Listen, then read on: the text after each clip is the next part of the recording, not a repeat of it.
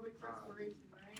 It is, yes. And then right under the notes under anaerobic respiration it says uses NO3 as final electron acceptor. So that's not okay.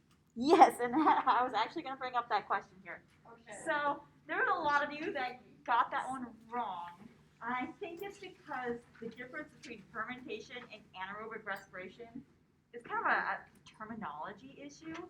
A lot of people will say anaerobic respiration encompasses everything, like including fermentation and including anaerobic respiration, which in our class we talked about as going through respiration, but with a different electron acceptor. Right? So I think the terminology here got confusing, and I wanted to clarify that. All right? So when I'm talking about fermentation, I'm specifically talking about the two-step process involving glycolysis and the regeneration of NAD+, and that it produces either lactic acid or ethanol. All right? It does not occur in the presence of oxygen. Now, when I'm talking about aerobic respiration, right, I'm specifically talking about that process where we basically go through cellular respiration, but instead of oxygen as the final electron acceptor, it's another molecule, such as sulfate or nitrate. Does that make sense, or is it still confusing? Still confusing. All right, sounds good. So, and I mean, this is why I wanted to bring it up, because I saw this as a point of confusion. So when I say anaerobic respiration, I am talking about as a different electron acceptor. But say now when you went into lab and you talked about anaerobic respiration, they were talking about fermentation. So fermentation is a type of anaerobic respiration, right? But I wish there was a different name for that process because it gets so confusing when we try to go back and forth between the two terms. All right, so when I say anaerobic respiration, what am I talking about?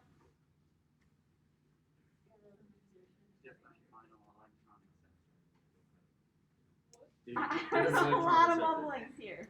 Yes, so I'm talking about no oxygen is present. We're going through respiration, but with a different electron acceptor.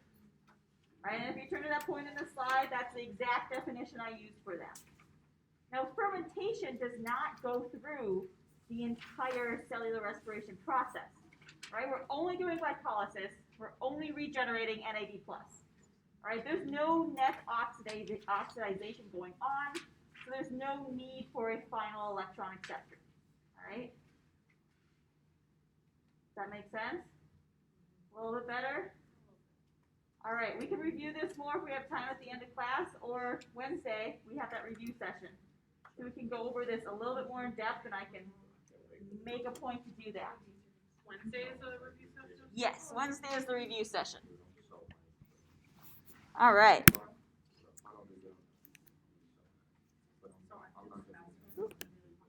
All right, so we're going to start our last topic on photosynthesis today.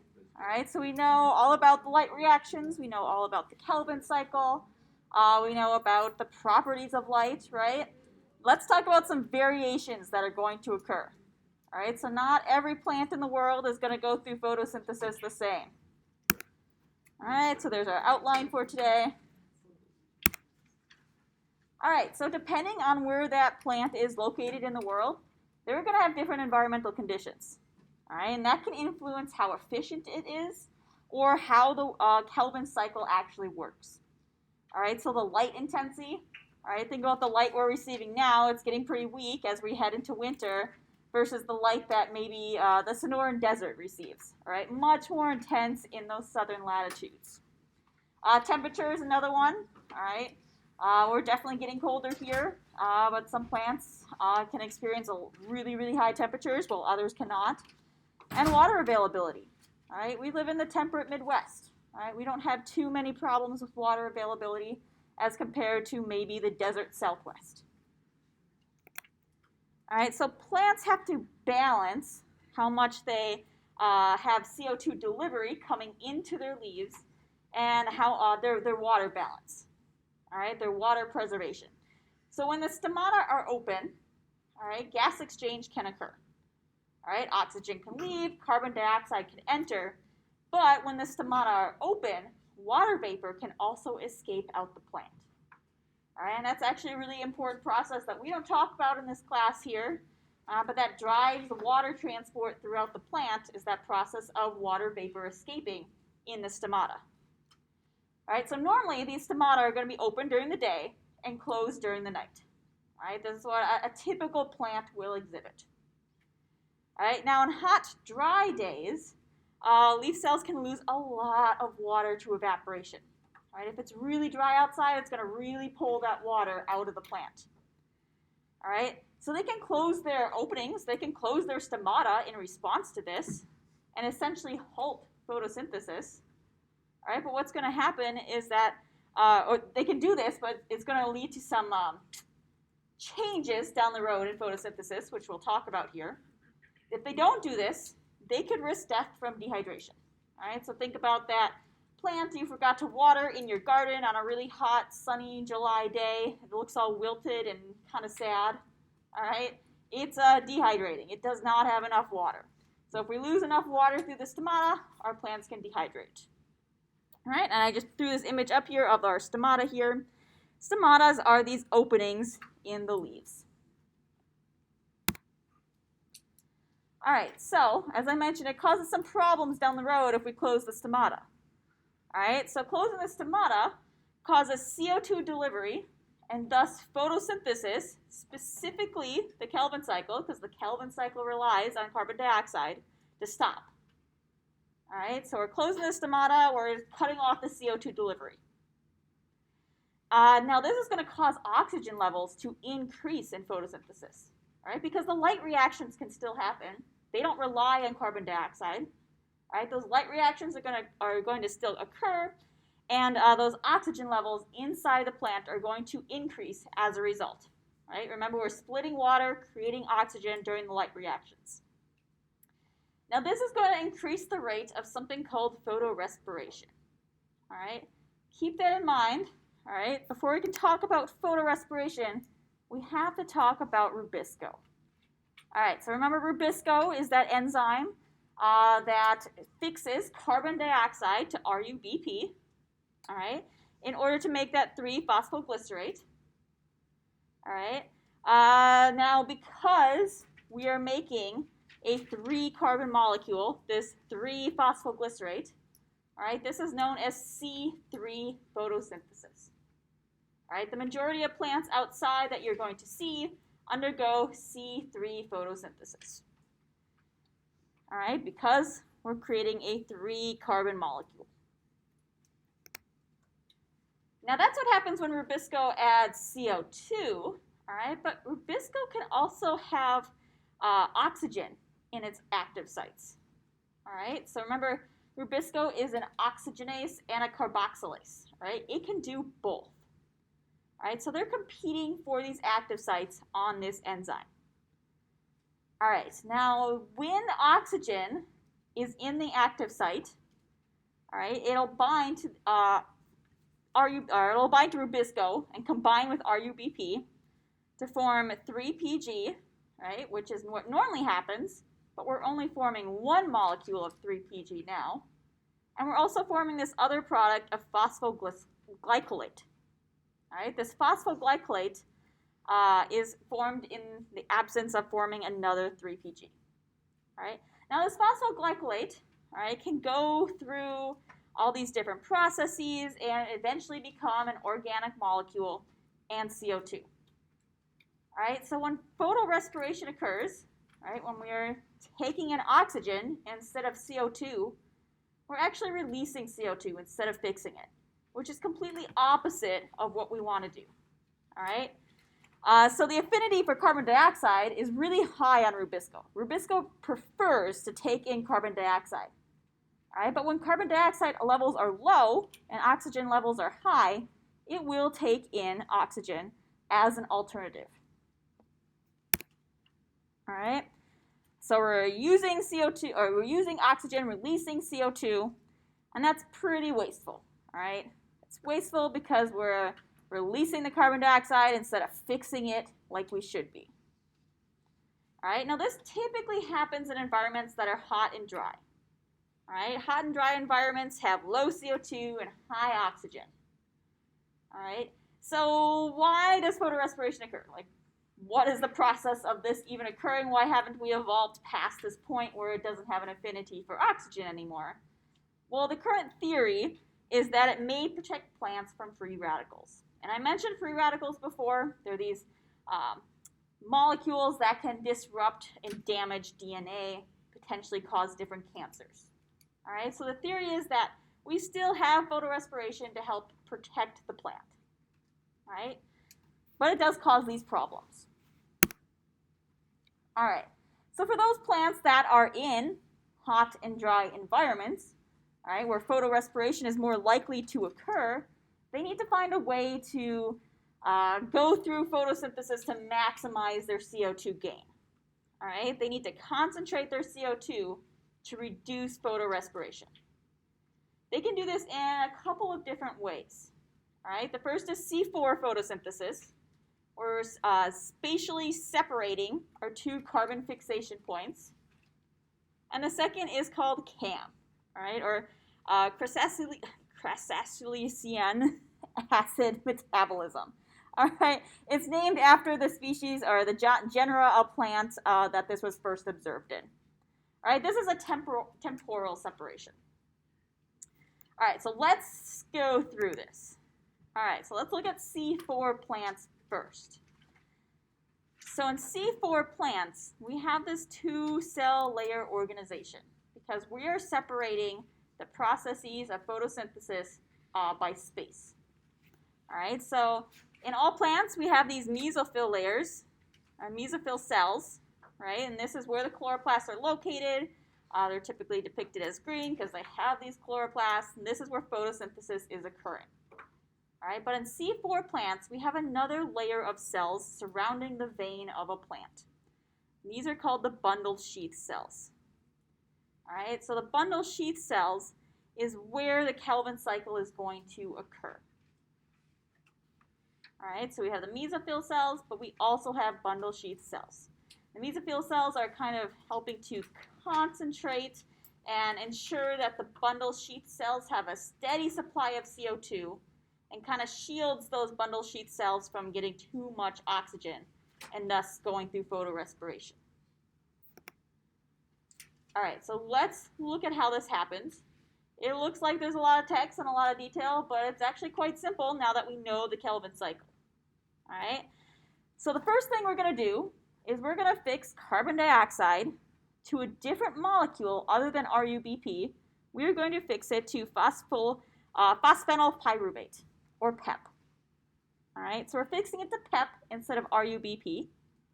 And instead of Rubisco as the enzyme catalyzing this, we're using PEP carboxylase. All right, we're initially fixing this CO2 to PEP via PEP carboxylase. All right, now what's going to occur is that this is going to form a 4-carbon molecule. All right, oxalase acetate. All right, so this oxalacetate is a 4-carbon molecule, hence the name C4 photosynthesis. All right, remember C3 photosynthesis creates a 3-carbon molecule. C4, a 4-carbon molecule. All right, so that's the first step. We're making this different molecule. Now this oxalacetate is going to be converted into malate. And this malate is what's going to be transferred between the mesophyll cell and the bundle sheath cell. All right, so it's going to move from the mesophyll cell into the bundle sheath cell that surrounds the veins. And it's going to break down into CO2 and pyruvate. All right, so we're essentially using this malate molecule to transport CO2 from the mesophyll cell to the bundle sheath cell. All right, so we're ensuring we have the steady stream of CO2 into the bundle sheath cells because this is where the Calvin cycle is going to occur. All right, once that CO2 is released, the Calvin cycle is going to occur just like we've learned it previously. All right, using RUBP, using Rubisco. All right, there's just these couple of steps beforehand that occur. All right, now that pyruvate from the breakdown of malate is eventually going to be regenerated into PEP once again. And notice that this step, right, requires ATP. So there's a little bit more of an energy input in C4 photosynthesis. All right, so which is better, C3 or C4? Depends on the environment. All right. So in warm, dry climates, C4 plants can conserve water, so close their stomata and cut off their CO2 delivery, essentially. But they're going to prevent photorespiration because of that separation of cells, all right? Separation of photosynthesis processes between those two cells. All right, but this takes energy. All right, we got to regenerate that pyruvate. It takes an extra energetic step and use of ATP. So in cooler climates where this isn't a worry, all right, photorespiration doesn't occur as much, all right, C3 plants are going to be preferred because they're using less energy. All right, less energy per CO2 molecule. They don't have that extra step. All right, that's why most of our plants are C3 plants. All right, so another variation in photosynthesis would be CAM plants. All right, so CAM plants, they utilize a type of C4 photosynthesis, all right, but they're separating these processes by time of day, all right? So instead of separating them out into two different cells, we're separating them out into night and day. All right, so it's still a C4 plant because we're still going to make oxaloatate, which is a 4-carbon molecule. All right, so it's still considered C4. All right, so in a CAM plant, all right, they're going to open their stomata at night. All right, so when they open their stomata at night, CO2 is going to enter into the cell, can be converted to oxaloacetate.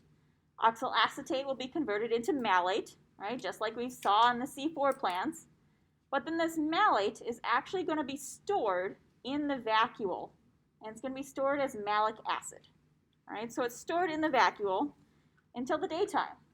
All right, so the stomata are going to close during the day to conserve water. All right, so it's hotter during the day. We don't want to lose as much water. We're going to close the stomata. All right, so we're not taking in CO2 anymore during the day, but that's okay because we have this malic acid stored up in our vacuole that has CO2 for us. All right, so we're going to utilize this malate. All right, we're going to take that malate out of the vacuole, break it down into CO2, and drive the Kelvin cycle. All right, so we're separating it by time of day. All right, so this is just kind of a comparison between the two here. All right, so again, a C4, we have the mesophyll cell and the bundle sheath cell. In CAM plants, which is a type of C4 photosynthesis, it's separation of the processes by night and day. All right, so these two ways have evolved to help these plants deal with really hot, arid conditions. All right, I have some questions that I'd like you guys to answer. All right, so work as a team, work as a group, answer these questions. I'll walk around if you have any more questions, and we'll come back together in a little bit.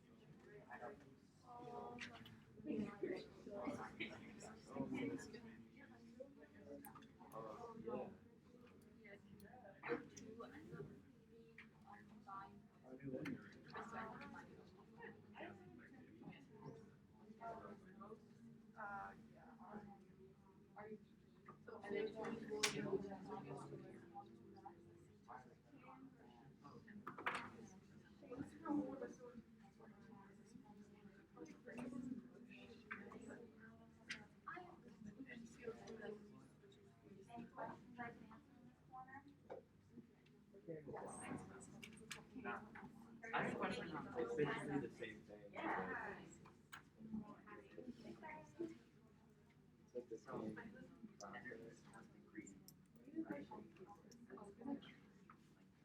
Where you should be going.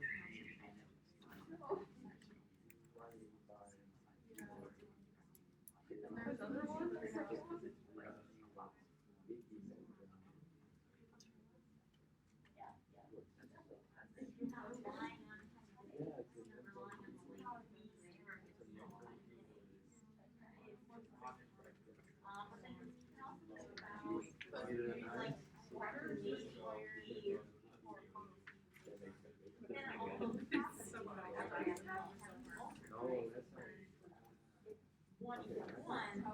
then we also did the first time where you use one and So, Trying to do it. I'm in this part yet. the canvas and it does, It fixes you. And it uses this different wooden size to carry this stuff, they go through the same thing. which uses CO2.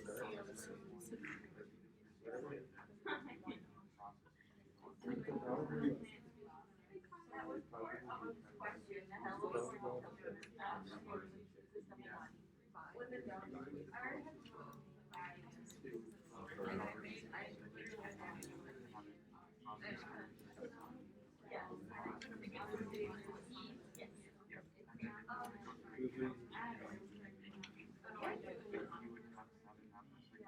I don't know why. Oh, I see what you're saying. Yeah. No, I do. Had it all. Like, Because it's a big deal. It's like, what would be the first? Oh, it's what is it? like Right? this, Yeah. You think about that, right? or And then the herbicides, or that shuts down all of this. It's like, I know it's science, when I was mining.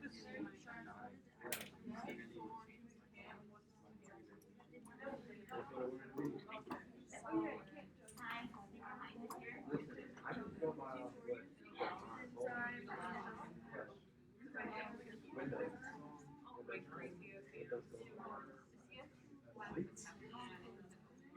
you're basically processing stuff. Like, that's You know how long my I'm a potato. For a potato, that's fine. I'm a potato, but learning Windows is so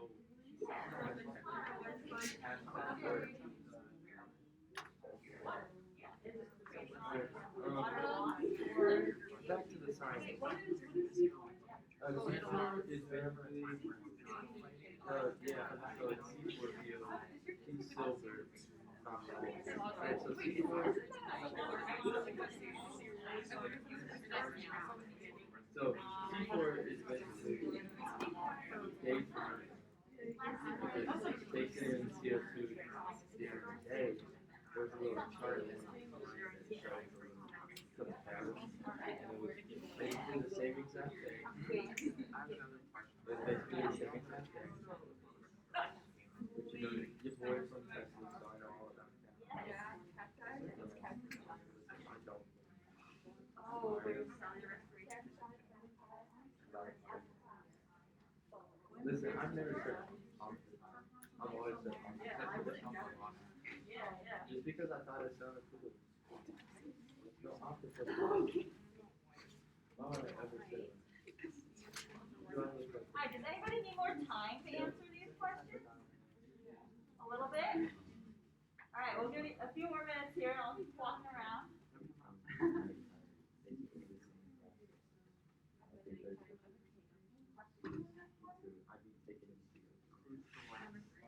Number 3. My thermometer is really best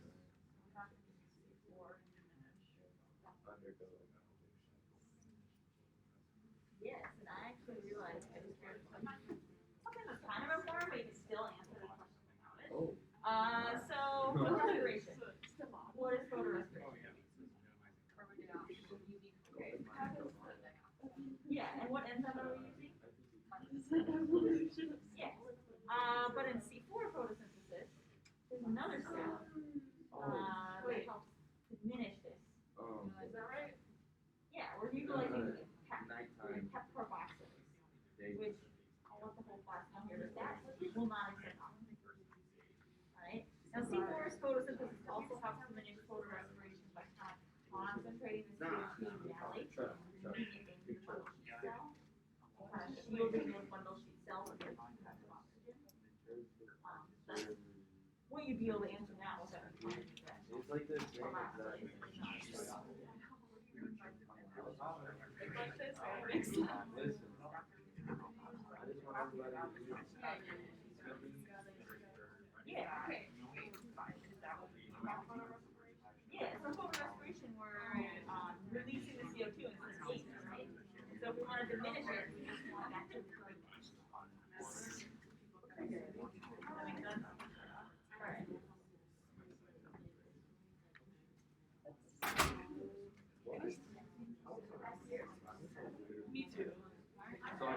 literally break away.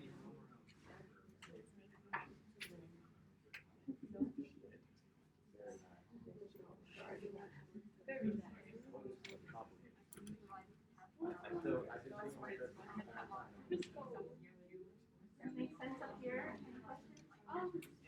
The first one we're having all the. Yeah. All right, so let's think this through. So Rubisco, when the temperatures are high. So temperatures are high, it typically means we have more oxygen. More oxygen, yeah, okay. You said it right. No, I know, I was just affirming. So does that make everything kind of click? Yes, as soon as she said oxygen. So it's like, Big mix. So, so if there's more oxygen, it's harder to do something like solution treatment. Yeah, because Rubisco is going to want to bind to oxygen and go through photorespiration instead of binding to CO2 and going through the Kelvin cycle. Wait, what was the first one? Wanting to go through what? Photorespiration. Okay, okay, thank you. Yeah.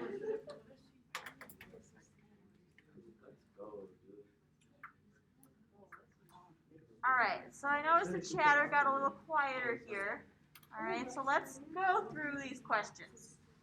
So the first question, what is the problem with Rubisco when temperatures are high?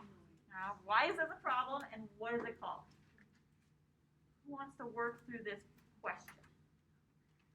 when temperatures are high, there's a lot of oxygen. And Rubisco has an affinity for oxygen and carbon dioxide. So it uses the oxygen to create a different molecule that in the end it releases CO2, which is necessary for the cell, as opposed to using it for new processes.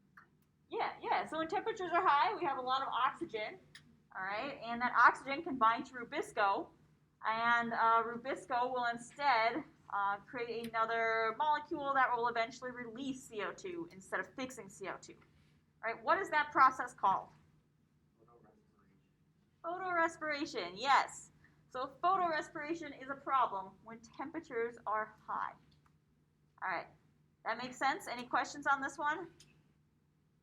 All right, so question 2, what is the inherent trade-off between, I think it said between something like when it tries to gain CO2 and synthesize sugar. What is the trade-off that the plant is dealing with?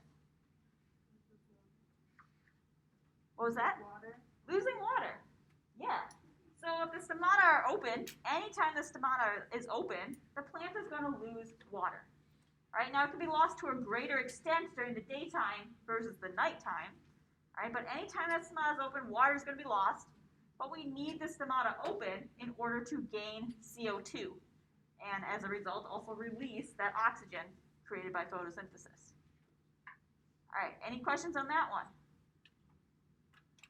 All right, question 3. How did the evolution of C4 photosynthesis help diminish photorespiration?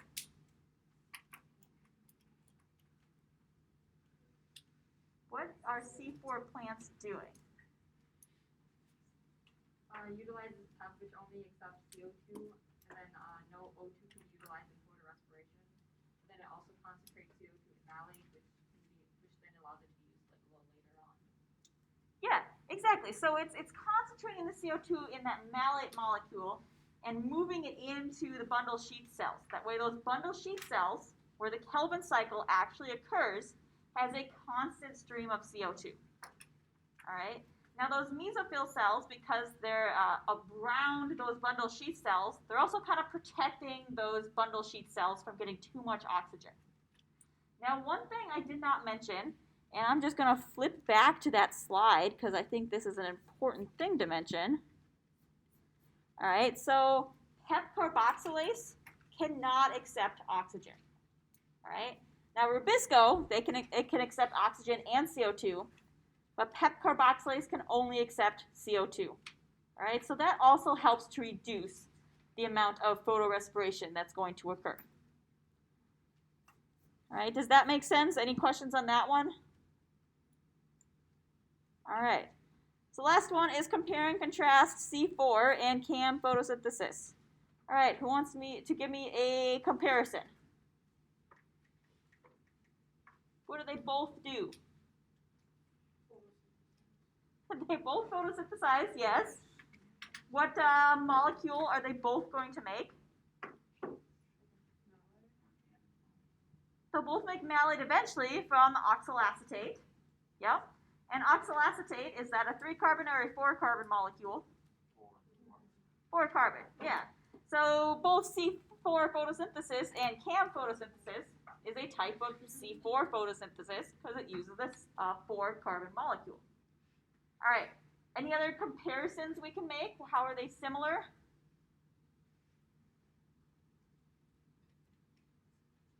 I think those are the main ones. All right. We could say that they both go through the Calvin cycle. They both fix sugars, right? But they both photosynthesize essentially.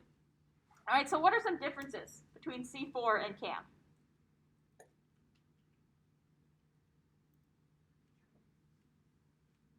CAM takes in CO2 at night. Yeah. So the major difference is that CAM has a temporal separation of these processes. CAM takes in CO2 at night, all right? Versus C4 plants, they'll take in CO2 during the day, but what do they do to kind of reduce photorespiration?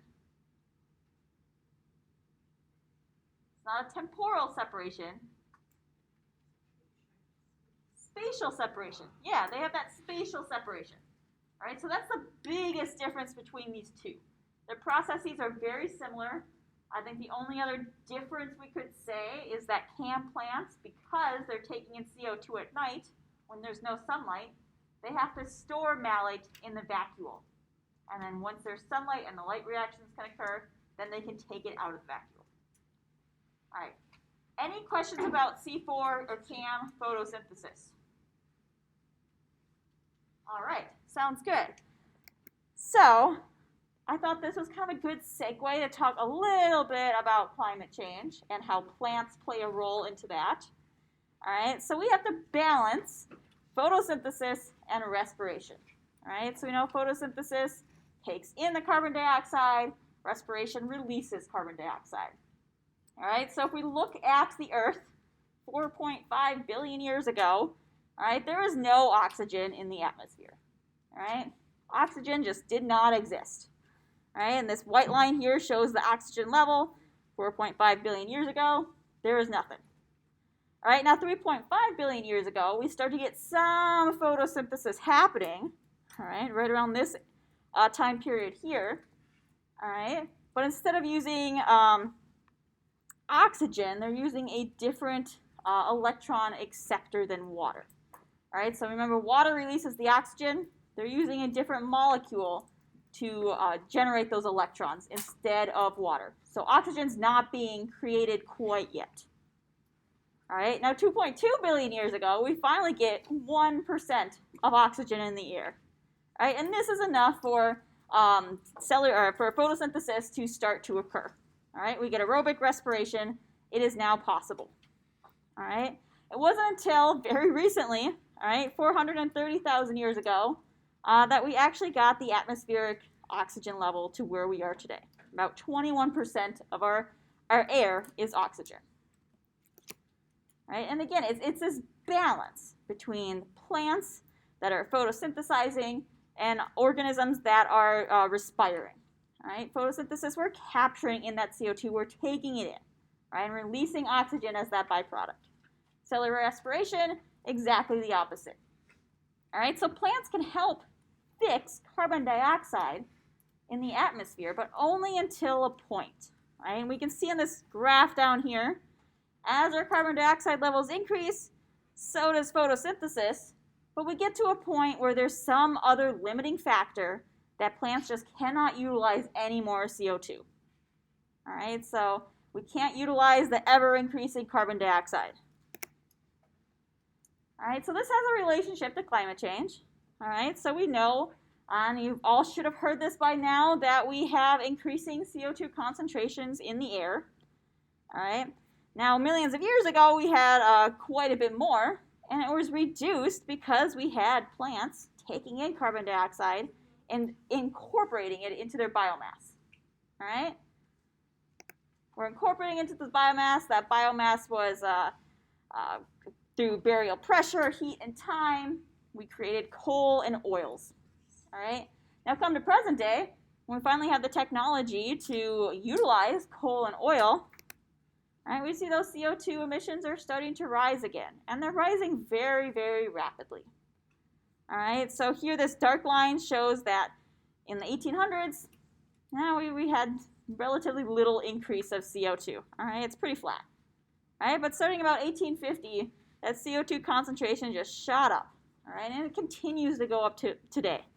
All right, this graph here is just showing that increase throughout the last, I think, 50 years. It shows on this graph here.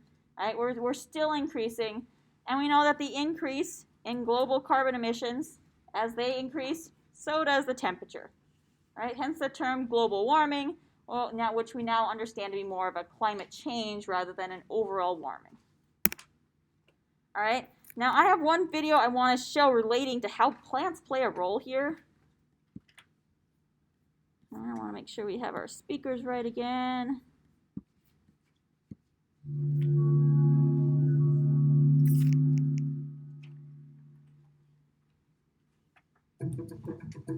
Since instrumental measurements began in the 1880s, the past decade is officially the warmest on record.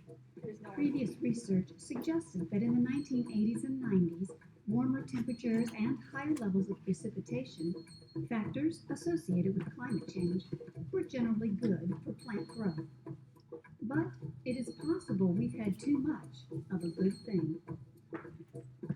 An updated analysis published this week in the journal Science indicates that as temperatures have continued to rise, the benefits to plant growth are now overwhelmed by longer and more frequent droughts. Scientists from the University of Montana investigated global net primary production of land plants using satellite data from the past 3 decades. An instrument on NASA's Terra satellite provides insight as to whether plants are actually benefiting from a changing climate. High-resolution data from the Moderate-Resolution Imaging Spectral Radiometer, or MODIS, indicate a net decrease in primary production from 2000 through 2009 as compared to the previous 2 decades. Primary production is a measure of plant growth and the first step in the carbon cycle. Carbon enters the atmosphere from a variety of sources, including deforestation, fossil fuel burning, and wildfires. Plants absorb carbon from the atmosphere and use it to grow. As they continue to grow, they pull down more carbon and slow the increasing concentration of carbon dioxide in the air. It is important for scientists to monitor changes in primary production, as changes in plant growth affect the balance of carbon between the atmosphere and terrestrial ecosystems. This visualization represents the amount of carbon that was removed from the atmosphere by plants during the warmest decade on record. An increase in primary production, as indicated in green, tells us that plants are removing carbon dioxide faster than they usually do, while a decrease in primary production in red means that carbon dioxide is being removed more slowly. Higher temperatures led to longer growing seasons and increased amounts of water and sunlight in the northern hemisphere, causing a net increase in atmospheric primary production. But it was not enough to offset the decrease in carbon absorption in the southern hemisphere, leading to more carbon dioxide in the atmosphere. Africa, for instance, suffered a severe drought in 2005. Crops suffered major losses, and with less green vegetation to fix the carbon, there was more of it left in the atmosphere. The planet as a whole experienced a net decrease in primary production over the past 10 years, but it was a modest decrease. This research reinforces the idea that climate variability is complex. With increasing demands on our natural resources, a growing population, and expansion of biofuel production, it is critical to monitor the large-scale changes in plant growth and how it affects carbon levels. All right, so if somebody tells you climate change is good for plants, all right, what might they be referring to?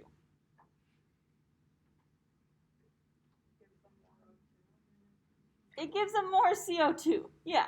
But we've seen from this video that they might have more CO2, but there might be some other limiting factor going on. Now, this could be physiologically, but it could also be in the form of we have a warming planet, we have more droughts, we have less water.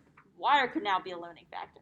All right, so it's a very complex kind of question or kind of thing to think about here. All right, but it does have some merit to give it some thought. All right, any questions about photosynthesis and plants? All right, climate change, I should say. All right, so I do have a couple more slides here. First being, these are just some additional resources. I thought this last one was really interesting. Doesn't directly relate to what we're talking about, but there's some relation there. It's about the last great warming event on Earth. I thought it was very fascinating. And then we have Professor Dave kind of explaining C3, C4, and CAM. All right, so your exam was on Friday. All right, so make sure you're studying for the exam. And this exam is going to test on a lot of different processes. All right, so as you're studying, review the class activities. All right, as I am making your exam, I am looking at the activities we've done in class or the lectures that I have given, right, and making exams based on that information. All right, so we have a lot of different processes. I would know the inputs, I would know the outputs, I would know how the processes relate to each other, where they occur, all right? So really think about these processes. Draw them out, all right? Ask yourself potential exam questions, all right? So if you were to develop a test, what questions might you ask, all right? You can put your notes into your own words, all right? Rewording the same thing I talked about and putting it into your own words shows that you have a comprehension, understanding of the material. Study out loud with a partner, all right? Even if you don't have a partner to study out loud with, talk to yourself in the mirror or just talk to yourself in your dorm room, all right? That's how I study. I think it helps to kind of get those ideas across. And I do have office hours before our next exam, all right? So if you come across any questions, I put my office hours up here, all right? I will be available during these times. I'll also be available on, let's see, tomorrow, a little bit later than 4:20. So if you need to meet me after 4:20, shoot me an email, say, hey, stay on campus. I have questions. And I will be glad to stay on campus a little bit later. All right? Otherwise, we have the assignment 2 due tonight. You should be able to answer that last question now.